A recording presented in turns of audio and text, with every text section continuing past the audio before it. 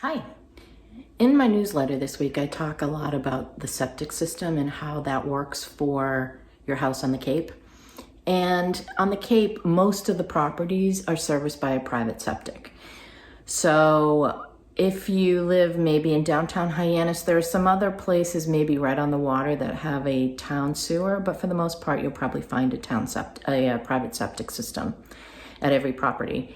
So I thought I would go over some of the things to look for, what they look like, how to get information on them, and how to maintain them, which is the most important thing. So if you bought a property on the Cape and it has a septic system, it had to be inspected in order to close on the property. And that inspection report was provided to you by your agent, most likely. And it will say pass or fail. If it failed, and you were financing, you probably were not allowed to finance with a failed septic. If you, or you would have had to do some things to your application and your mortgage approval before they would permit that. But let's say you have a past septic system and you're moving in and you're wondering, how do I take care of it? Well, the first thing is to understand what size septic you have, how often it should be pumped, where it's located, and hire a professional septic inspector and pumper who's going to come out and clean it for you. So I thought I would show you first what to look for in your basement when you're looking for a septic. So I'm in my basement, and what you can see is that we have copper piping here. So that runs from our bathrooms and across that wall.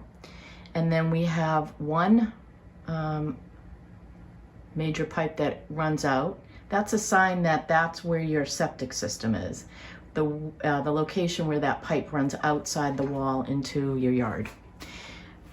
Our house is a little unique in that we have another one. I don't know if you can see it over here because we have a lot of stuff in our basement.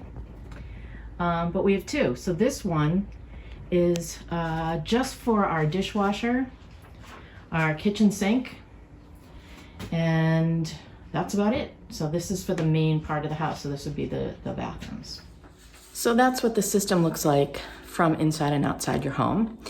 And then the other question you may have is, how do I know if it's failing? And the first sign would be if you see water pooling either around your tank or where your leaching field is, especially on a dry day. That's a sign. If you have water backing up into your basement or into your home through the pipes, that's a sign. So you'd want to have that inspected right away by a professional, and hopefully they can just clean out the pipes and it's not something more serious. But if you're seeing water pooling, that's usually a sign that there could be more underground that you can't see. So now I'm outside and I'm going to show you where the septic on our house is located.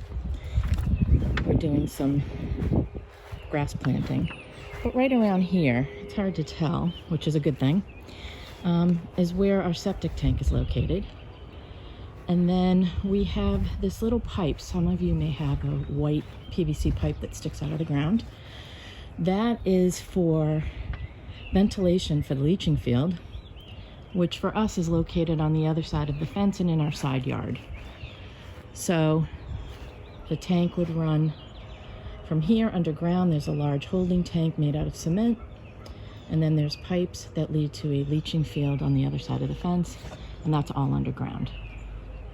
So, in closing, you'd want to take good care of your septic system. It's expensive to repair and replace. I would say on average, I've seen between $8,000 and $40,000 to replace a septic system. You have to have it engineered.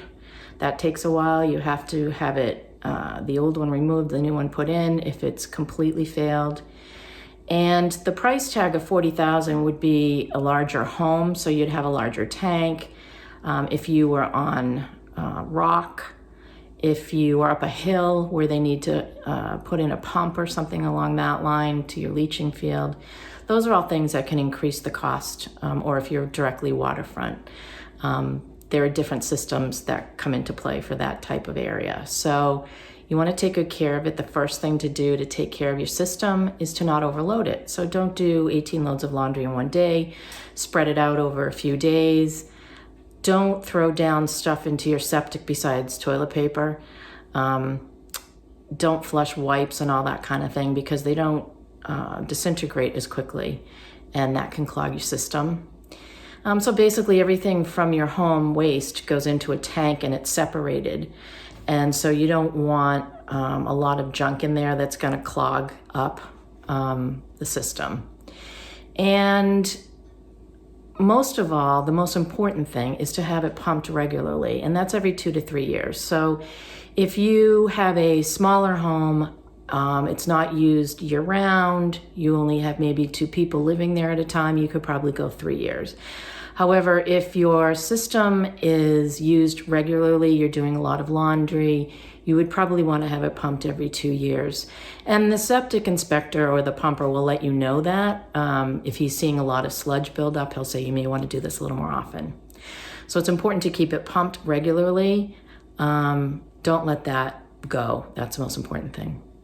So if you have any questions about septic, not that I'm a pro, but I can certainly put you in touch with one. I'm happy to answer any questions. Have a good day, everybody.